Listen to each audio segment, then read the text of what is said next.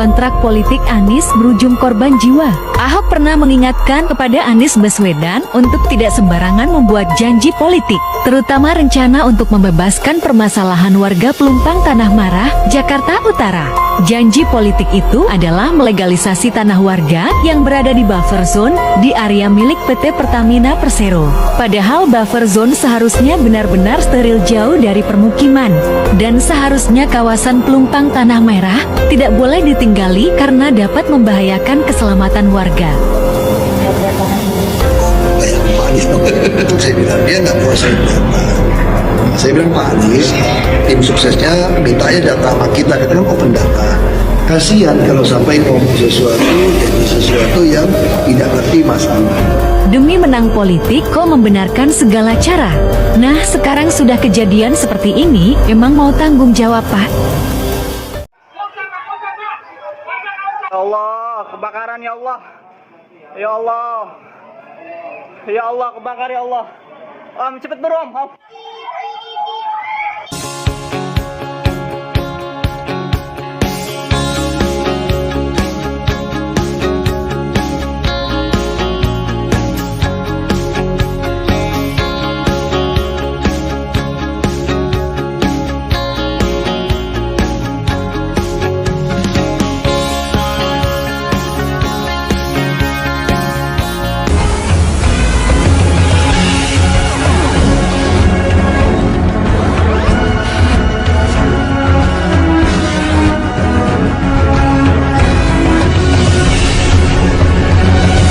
Assalamualaikum warahmatullahi wabarakatuh. Waalaikumsalam. Salam sejahtera buat kita semua.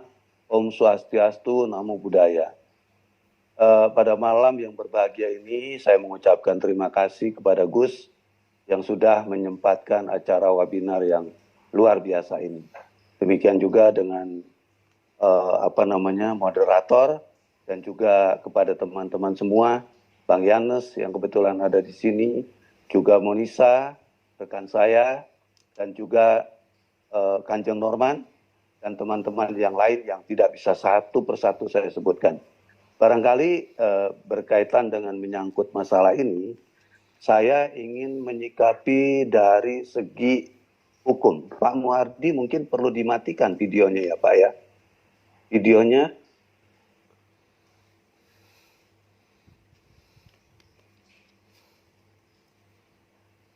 Baik. Ini menarik karena berkaitan dengan menyangkut masalah tadi ya, bahwa ada kontrak politik. Yang ramai kan itu, berkaitan dengan masalah kebakaran di depo Pelumpang atau di Tanah Merah.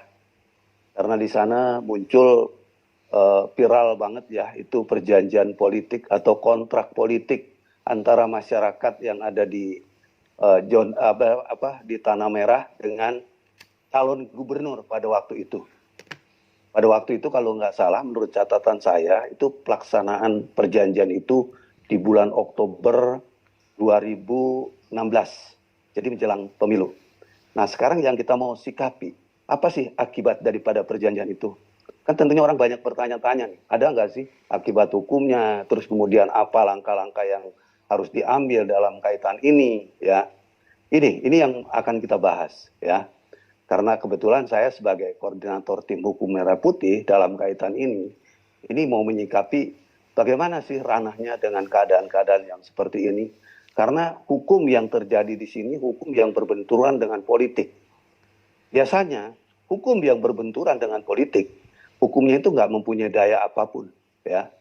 Biasanya kekuatan politik itu jauh lebih besar daripada kekuatan hukum itu sendiri. Gitu.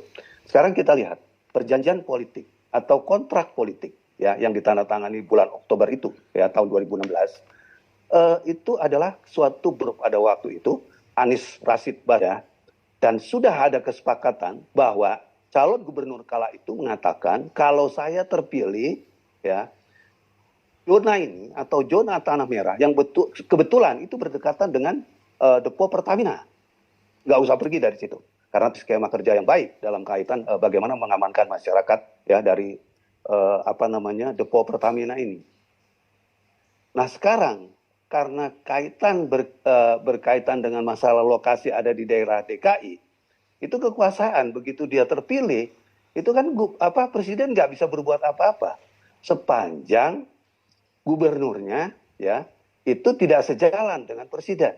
Dan ini kan memang terjadi antara gubernur kala itu dengan presiden itu kan sering bertolak belakang, sering berbenturan gitu.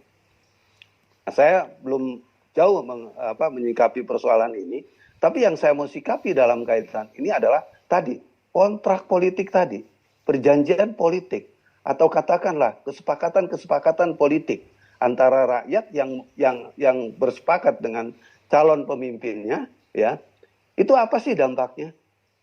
Nah, saya sebelum ikut webinar, saya tadi lihat juga ya, ternyata juga berkaitan dengan kontrak politik itu larinya kepada keperdataan, ya, karena yang namanya perjanjian itu ada di dalam hukum perdata.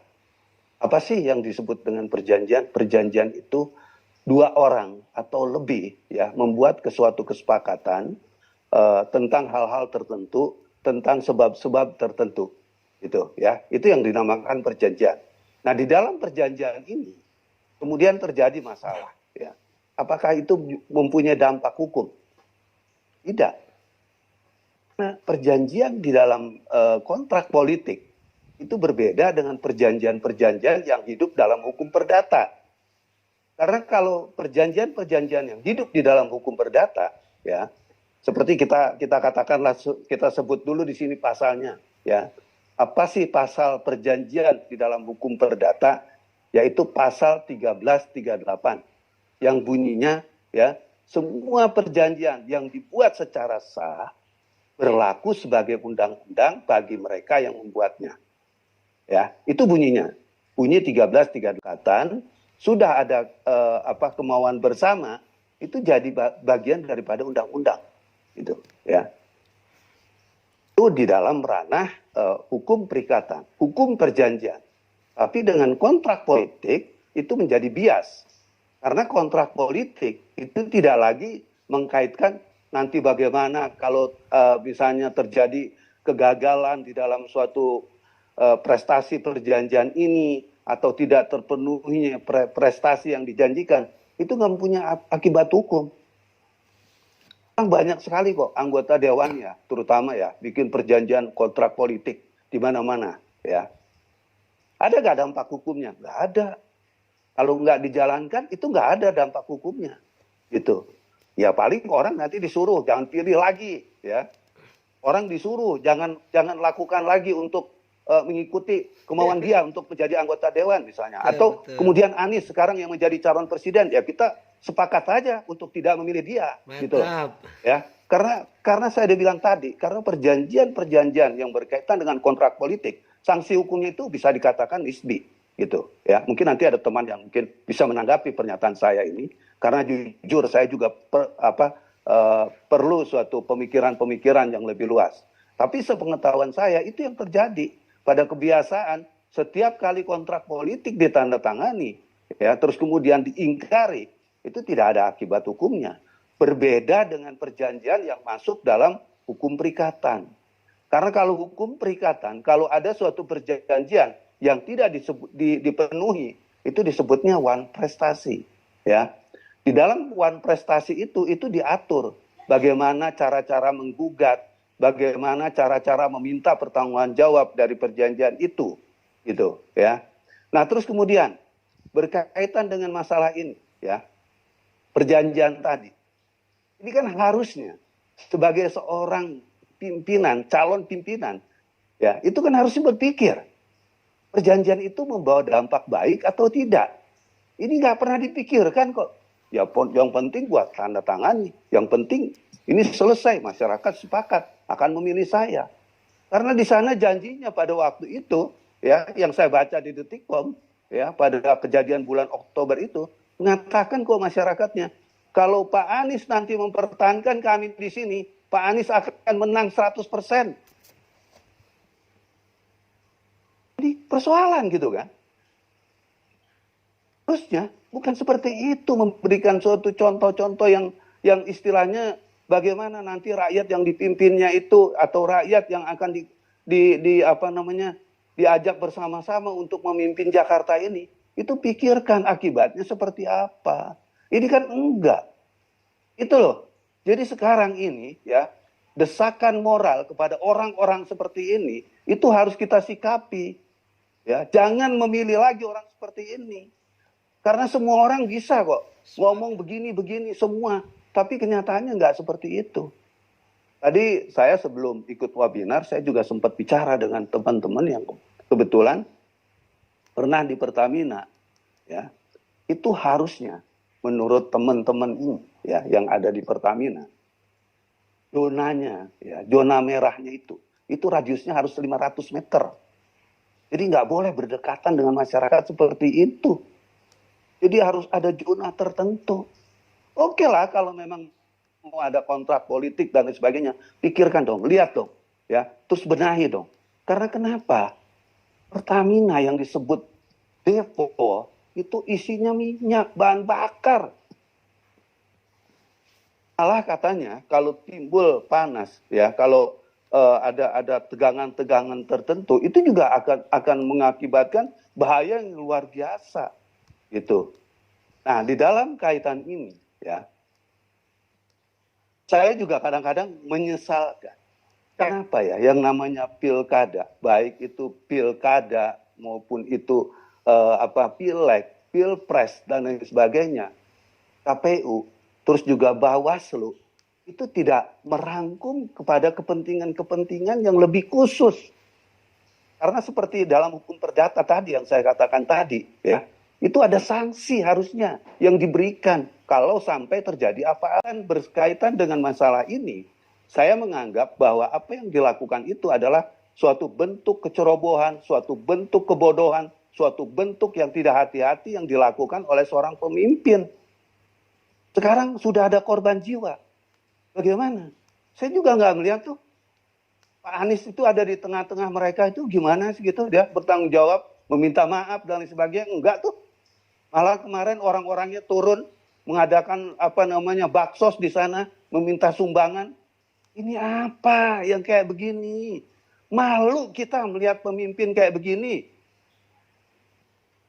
Dan kemudian saya juga meminta kepada teman-teman semua, barangkali kita juga perlu memikirkan bagaimana langkah-langkah ke depan berkaitan dengan masalah tanah merah ini. Karena sekarang yang saya dengar pemerintah akan mengambil alih ya berkaitan dengan masalah ini. Mungkin pemerintah akan mengalah, tempat itu akan direlokasi rencananya. Ya, nanti mungkin masyarakat seperti apa untuk diberdayakan di tanah merah tersebut. Karena setahu saya itu bukan juga punya Pertamina, karena itu juga sedang sengketa. Kalau setahu saya ya, kebenarannya seperti apa saya juga belum detail mengenai masalah itu. Nah, terus juga berkaitan dengan pemberian IMB, ini juga kan suatu kekonyolan. Kenapa saya katakan suatu kekonyolan? Mendirikan suatu bangunan, itu kan harus ada suatu keabsahan surat. Apa yang disebut surat di dalam konteks ini? Kepemilikan. Kalau orang membangun, tentunya kan harus mempunyai dasar. Alasannya itu harus jelas. Apakah dia punya girik di situ? Apakah dia punya sertifikat di situ? Bukan IMB-nya yang dibenahi, yang diberikan, bukan. Harusnya dasar hukum kepemilikan terhadap masyarakat yang ada di situ, itu yang diberikan. Loh kok IMB? Gimana logikanya gitu loh? Saya jujur kadang-kadang melihat ini, orang seperti ini, saya tuh bingung gitu ya. Kok bisa ada orang mau memilih seperti orang-orang seperti ini? Kalau seandainya orang diberikan IMB, itu kan dasarnya kan harus ada dulu. Saya ini sebagai seorang hukum, saya sebagai seorang pengacara. Ya mungkin apakah bentuknya sertifikat sementara atau seperti apa. Saya nggak ngerti lah mungkin ya di dalam konteks ini. Kan harus ada alas dasar. Baru IMB dikeluarkan. Karena kalau orang membangun, ya terus kemudian tanahnya di situ nggak benar, itu kan menimbulkan konflik baru. Ini kan aneh gitu loh. Kok bisa IMB diberikan? Gimana otaknya gitu loh. Terima kasih. Dan mungkin saya juga nanti akan terus berlanjut dan mengikuti terus webinar ini.